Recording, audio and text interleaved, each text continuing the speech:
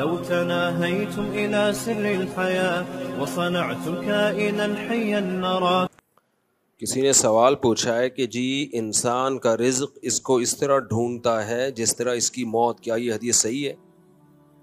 اس کا تو نہیں پتہ، اس معنی کی ایک حدیث ہے، الا وان نفسا لن تموت حتی تستکمل رزقہ، کوئی بھی شخص اس وقت تک مر نہیں سکتا جب تک اپنا رزق مکمل نہ کر لے. تو جتنا رزق اس کے مقدر میں ہے وہ اس کو پہنچ کے رہے گا. اور پوچھا انسان کا جتنا رزق لکھ دیا گیا ہے نہ اس سے نہ زیادہ ملے گا نہ اس سے کم، بالکل ایسا ہی ہے. مفتی صاحب کیا لکھا ہوا ہے؟ شاہ سے آئے ہیں، آپ سے مصافحہ کرنا چاہتے ہیں. پتہ نہیں کیا لکھا ہوا ہے، کون سے شاہ سے آئے ہیں؟ جٹ شاہ، بٹ شاہ سے آئے ہوئے ہیں، آپ سے مصافحہ کرنا چاہتے ہیں. مصافحہ بڑی تجویز سے لکھا ہوا ہے. داؤد منیر صاحب کہاں ہیں؟ آ جائیں. مفتی صاحب میں آپ کے بیان میں ہر اتوار آتا ہوں، میری اہلیہ کا کہنا ہے کہ آپ کو حج کے برابر ثواب ملتا ہوگا، وہ بہت ناراض ہوتی ہیں. یعنی انہوں نے طنز کیا ہے کہ آپ کو حج کے برابر ثواب ہوتا ہوگا. تنزیہ کہا ہے انہوں نے آپ کی اہلیہ نے. ان کو بھی لے آیا کرو، خواتین کا بھی بیان ہوتا ہے نا، عمرے کا ثواب ان کو بھی مل جائے گا. وعلیکم السلام، کیا حال ہے؟ سب سیٹ چل رہا ہے مارکیٹ میں ماشاء اللہ. یہ بٹ شاہ کدھر ہے؟ ہاں اچھا، چلو اللہ خوش رکھے. السلام علیکم، اللہ خوش رکھے آپ کو. ماشاء اللہ اللہ خوش رکھے. مفتی صاحب میں نے ایک لڑکی سے نکاح کیا ہے، بہت نیک آدمی ہے بھائی.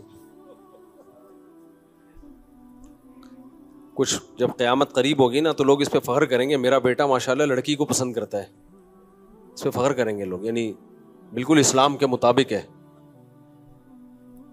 والدین سے چھپ کر کیا. اچھا، نکاح کا طریقہ یہ تھا کہ لڑکی نے میرے ایک قریبی دوست کو کال پر وکیل بنایا اور وہ نکاح کے وقت موجود تھا. میرے ساتھ ایک اور دوست گواہ کے طور پر موجود تھا. نکاح ایک حافظ قرآن اور سمجھدار شخص نے پڑھایا جو میرا کزن ہے اور نکاح کے مسائل سے واقف ہے. نکاح کے تمام ارکان یعنی ایجاب و قبول، وکیل، 2 گواہ اور نکاح خواہ موجود تھے اور سب کو معلوم تھا کہ نکاح ہو رہا ہے. کیا اس طریقے سے میرا نکاح ہو گیا؟ لڑکی کا نکاح غیر کفو میں، جو اس کے جوڑ کا نہ ہو، تو اس میں باپ کی اجازت کے بغیر نہیں ہوتا. یہ جو حدیث میں آتا ہے نا لا نکاح الا بولی، کہ ولی کے بغیر نکاح نہیں ہے، تو اس کا مطلب ہمارے نزدیک یہی ہے کہ جو جوڑ کا نہ ہو. اگر جوڑ کا ہے تو پھر ولی کی اجازت کے بغیر بھی ہو جاتا ہے نکاح، اگرچہ معیوب حرکت ہے. کیونکہ دوسری حدیث میں بغیر ولی کے بھی نکاح نبی صلی اللہ علیہ وسلم نے خود پڑھایا، حالانکہ اس میں ولی کا کے بارے میں پوچھا ہی نہیں گیا کہ راضی ہیں یا نہیں ہے. تو ساری حدیثوں کو سامنے رکھ کے فیصلہ کیا جاتا ہے نا، کبھی بھی ایک حدیث کو سامنے رکھ کے نہیں فیصلہ کیا جاتا. تو خلاصہ یہ نکلا کہ اگر آپ اس کے جوڑ کے ہیں، اس کے پیرالل ہیں، خاندانی اعتبار سے، مالی اعتبار سے، دینی اعتبار سے، قومی نسب کے اعتبار سے اس کے جوڑ کے ہیں تو نکاح ہو گیا. اگر اس کے جوڑ کے نہیں ہے تو پھر نکاح نہیں ہوا. لیکن یہ ہے بہرحال ایک بری حرکت، کیونکہ باپ کی پرمیشن کے بغیر نکاح کی شریعت میں حوصلہ افزائی نہیں ہے. بہت سے ائمہ تو اس کے قائل ہیں کہ ہوگا ہی نہیں نکاح. احناف قائل ہیں کہ نکاح ہو جاتا ہے، لیکن وہ بھی اس کی حوصلہ افزائی نہیں کرتے کہ کوئی ثواب کا کام ہے. اس کے سائیڈ ایفیکٹ بہت زیادہ ہیں. یہ کام جب کرنا چاہیے جب باپ ظالم ہو، وہ اپنی ذمہ داری پوری نہ کر رہا ہو. بعض علاقوں میں دستور ہے بیٹیوں کو بیچ دیا جاتا ہے اپنی عزت کی خاطر، اور بعض میں ہے کہ شادی نہیں کر رہے ہوتے ان کی، صرف اپنے خاندانی رسوم اور ناک کو باقی رکھنے کے لیے.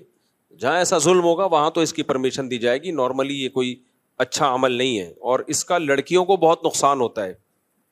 لڑکے ان کو سبز باغ دکھاتے ہیں کہ جی کوئی بات نہیں، بھاگ جاؤ ہم یہ اور وہ. بعد میں لڑکا نہیں رکھتا بھائی، اس کی جب خواہش پوری ہو جاتی ہے تو اس کو وہ لڑکی بوجھ لگنے لگتی ہے، پھر وہ جان چھڑانے کے موڈ میں ہوتا ہے. جب ارینج میرج ہوتی ہے تو پورا خاندان انوالو ہوتا ہے، چھوڑنا آسان نہیں ہوتا. اس لیے لڑکیوں کو کبھی ایسی حرکت کرنی نہیں چاہیے. ہوا و حرص والا دل بدل دے، میرا غفلت میں ڈوبا دل بدل دے.